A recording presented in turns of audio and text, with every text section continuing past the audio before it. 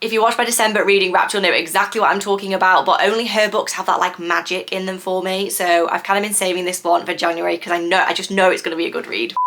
Hey guys, welcome back to Francesca's Books. My name is Francesca, these are my books, and here we talk about all things thriller books. And today I'm going to be telling you about my January TBR because I'm determined to start 2025 off with a strong reading list. I mean, if there's any time to do it, it literally has to be January. So my reading goal last year was 100 books and I only read 92 books. Imagine feeling like you've not reached a goal when you've read 92 books in a year. However, of course, reading is not just about the numbers. I had an amazing time with my reads last year and just read some incredible books. So I'm going to film a complete wrap of my reading in 2024. However, for the meantime, we're going to be talking about the books I'm going to read in January. So first, we're going to start off strong with this book, Will Bury Me by Ashley Winstead, and this is coming out in March 2025. I absolutely love this author. She is so like hit and miss, and this is one of her books that I've been super drawn to, so I'm so excited to read it. I have actually already started this one, which is why I'm going to tell you about it first, and it follows this girl whose dad passes away, which I'm not going to lie was quite triggering for the first few chapters. I think I kind of just went into this like, oh yeah, I'll be fine. Like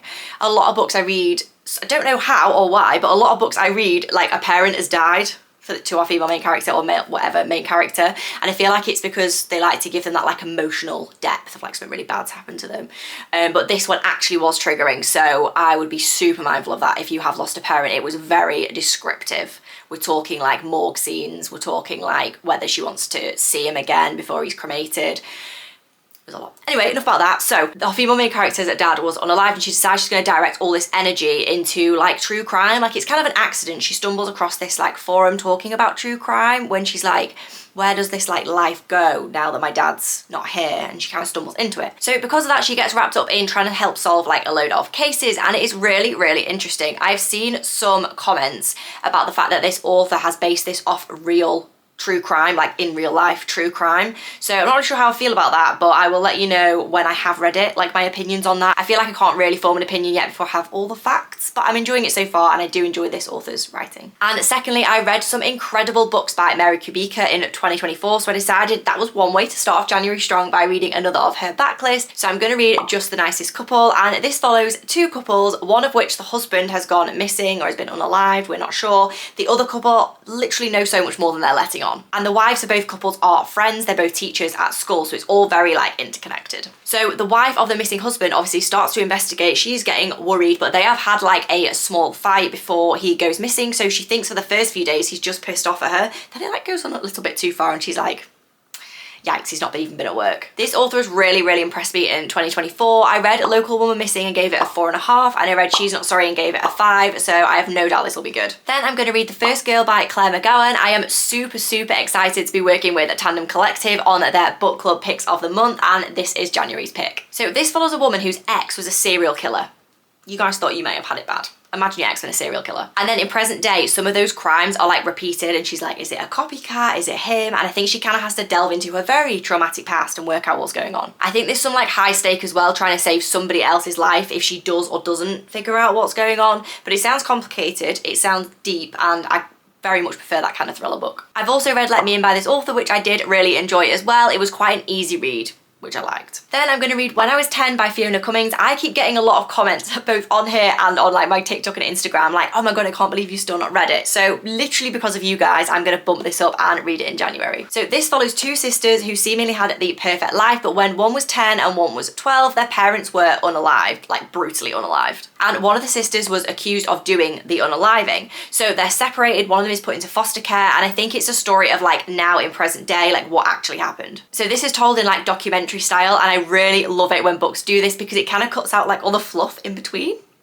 Just works for me. And of course there's like fresh evidence, like secrets being uncovered, so yeah, I feel like I'm going to really enjoy this. Next I'm going to read Say You'll Remember Me by Abby Jimenez, and I am so excited to read this book. I'm so grateful as well to have got an advance copy of it. This doesn't come out until I believe April time, but Abby Jimenez has set the bar so high for me in terms of a romance book that now nothing else literally can compare. If you watch my December reading wrap, you'll know exactly what I'm talking about, but only her books have that like magic in them for me, so I've kind of been saving this one for January because I just know it's going to be a good read. So this follows a couple that are dating and they go on these like series of really nice dates, and then the girl just turns around and is like, I've got too much going on right now, like I've got too many family problems, I've got too much like else happening, like I just don't have time.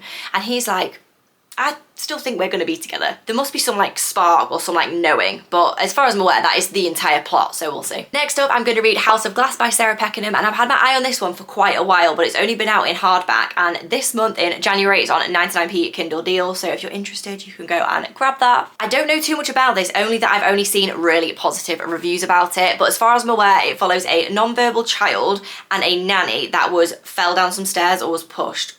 We're not sure. And then I think it's also told from the point of view of like a lawyer who's trying to work out what happened or trying to be on one of their sides. I don't really know. But as I say, I've heard nothing but good things from some booktubers and booktokers that I really, really respect, so I'm very excited. Then I'm going to read 9 Lives by Peter Swanson. I was so impressed by his Christmas novella that I grabbed this off the shelves when I was choosing what to read in January, and this one follows a group of 9 people that all get sent a piece of paper with their name on and the 8 other people in this situation, but like literally nothing else, like just their names. So there's an FBI agent that's trying to like unravel why they've got these names. They're not sure whether it's going to be like a targeted attack or it's a coincidence, or no one really knows what's going on. But I mean, imagine you receiving that piece of paper, you'd be watching your back. I've also read The Kind Worth Killing by this author, which I really, really liked as well. So I have high hopes because I feel like his writing is so much more detailed than a lot of thriller authors, and I really, really enjoy that. And then my final book on my January TBR is The Last Party by A.R. Tor, another one that's been really highly recommended to me. And this follows a mum who's got a very serious obsession with a very specific unaliver. I don't think it's like she's obsessed with true crime. I think she's just got an obsession with this like one